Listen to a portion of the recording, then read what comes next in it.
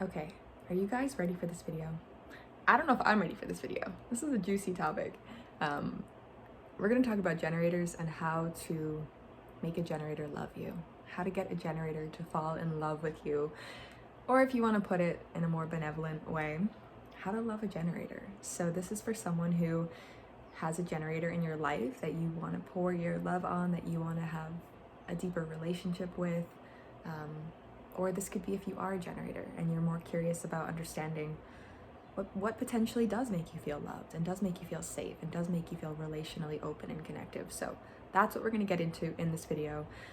I'm Kelly Rowland. This is my channel When the Stars Aligned, and I'm all about mystical embodiment, mystical healing embodiment. So I work with a lot of mystical and esoteric tools and systems, and I work hugely with the soma, with the body, with the wisdom of our body, so that we can take these tools, we can take these wisdoms and live them, embody them, breathe them to live a beautiful life and to contribute positively to those around us. So generators and love. I have my notes here.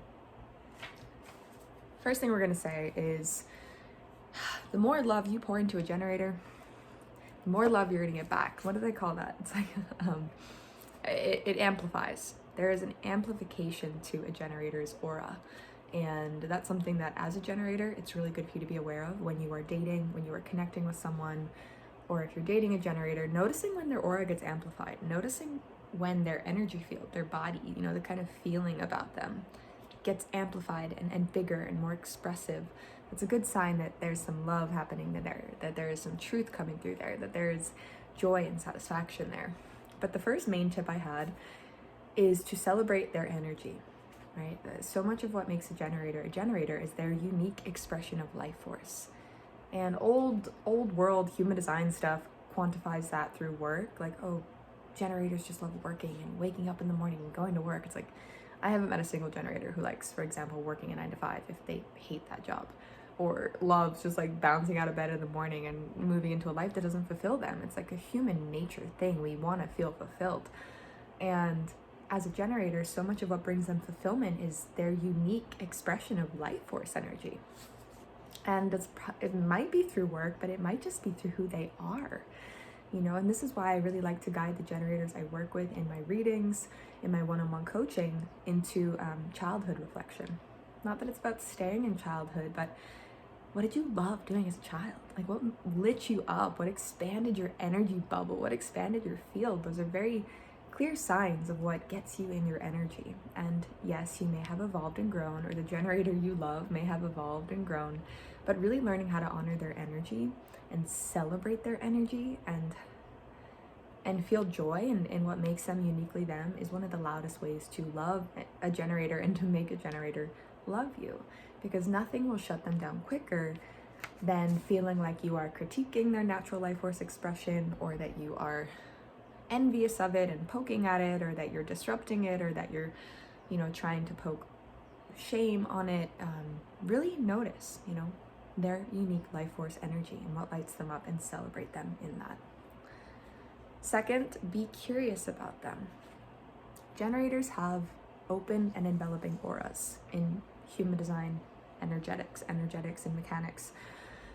And the aura type of a generator in its robust and healthy state, and a lot of generators, you know, we don't always find ourselves in this state, and a lot of generators I work with when we're doing embodied astrology and human design in our coaching work is like helping them smooth out the disruptions in their nervous system so they can come back to a place of openness. Because a generator's baseline is to be open, is to be enveloping of life.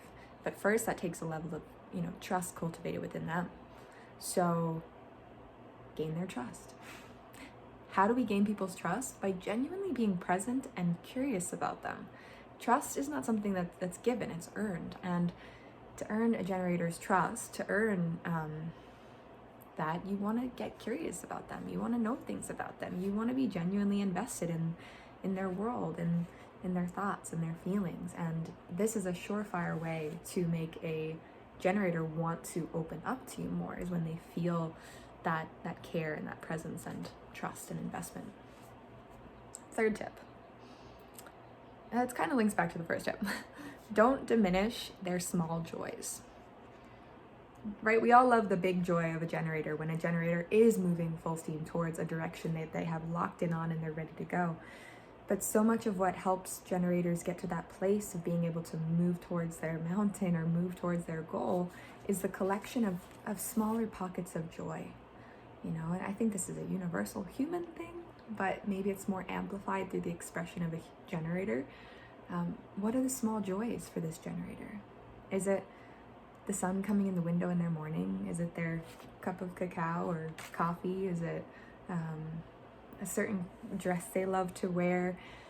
Is it a certain song they want to play in the car? There are these micro moments of joy that for generators are such a powerful fuel source, because they can open and envelop and take in that moment of joy, and then they can like expand into it, right? And a generator's response is not just this like off and on switch. I could go so deeply into this with like the somatics and mechanics of intimacy, right? Like a woman's, I don't know if I'm gonna get flagged on YouTube, but we're talking about love and dating to an extent. Like a woman's process of really opening to intimacy is not an off and on switch. It's a building, it's a collecting, it's a opening, it's a softening into the opening. And it's the same for a generator. We collect these little bites of joy, and then those stack and accumulate, and then we are full and able to overflow. A generator just doesn't have this overflowing fountain of joy and energy that they're ready to pour in as soon as they wake up in the morning.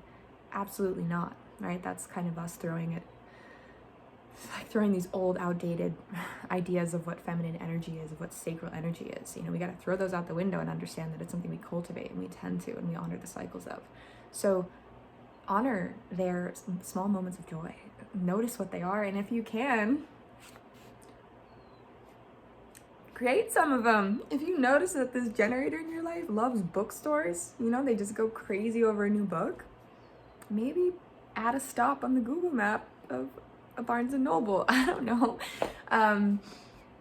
Or you notice that they really love having strawberries, like leave some strawberries in their kitchen next time you're over their house. Just little things, little moments of joy can really build the sacral fuel tank and allow generators to have like more powerful overflow where they're like ready to give from a full cup because they've collected all these small moments of joy. And I personally think that as an embodied generator, and having worked with many women and many generators, it really is those small moments that stack up and make you want to open yourself to something, right? Make you want to open your heart, make you want to open your dreams, make you want to open your plans to make something happen. It's because there's been a collection of small moments of joy.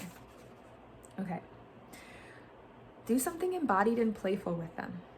Generators are creatures of response. Generators are, again, I think all humans are universally. I don't take human design as this like rote black and white. These are those people. These are those people. For me, it's a very powerful instrument and tool to refine our own energy. And it's a tool. It's not everything. It's a tool. And as a generator, we amplify the expression of sacral energy, right? And sacral energy is very much so creative energy. It's life force energy. It's movement. It's water. It's flow. It's art. It's creation. Creation is not stagnant. Yes, we need moments of pause. It got so intense. We need moments of pause and stillness, and we're going to talk about that in the last tip. But it's the flow of energy. It's the flow of creation and play. It's the mindlessness. So some of the people that I love the most and I have felt most loved by play. They want to play. They're like, let's go spin in circles out under the stars, or let's go play mermaids in the water, or let's go make fun concoctions in the kitchen. Like it's great to talk. We all have intelligence. We all have unique skill sets and gifts within the realm of communication and cerebral awareness, and even talking about astrology, right, or identifying with all these things.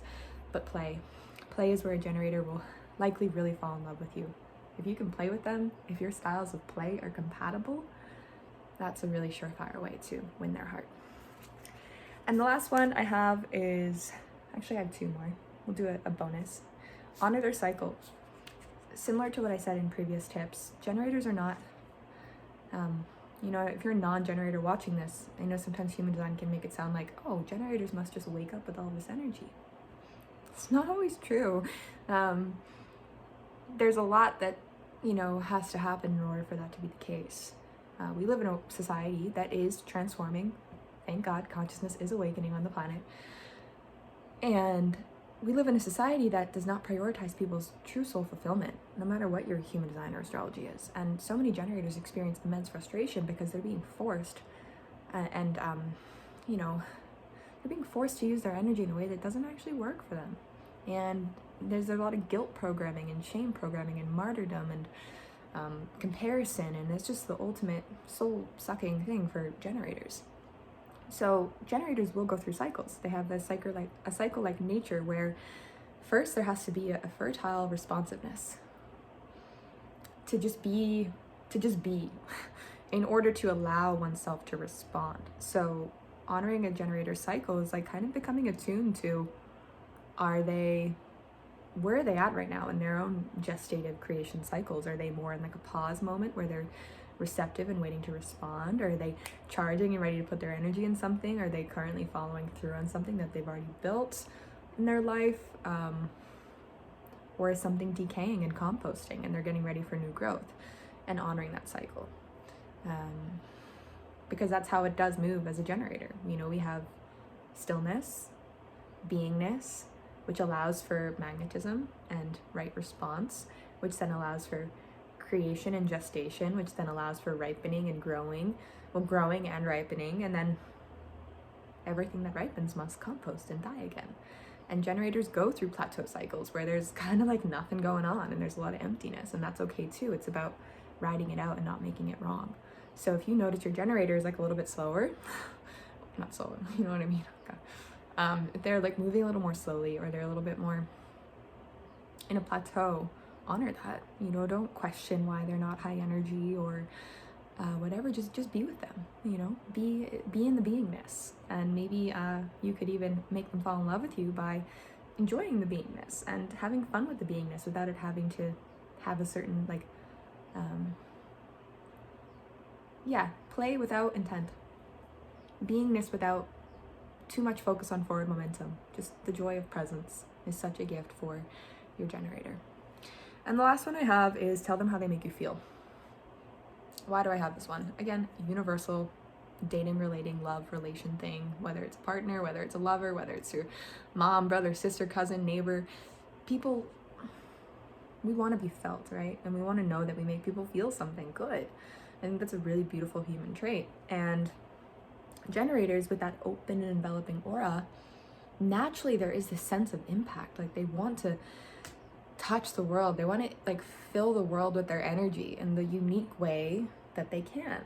And when you let a generator know how their energy makes you feel, it's such a beautiful way to love them. It's such a beautiful way to encourage them in their unique expression.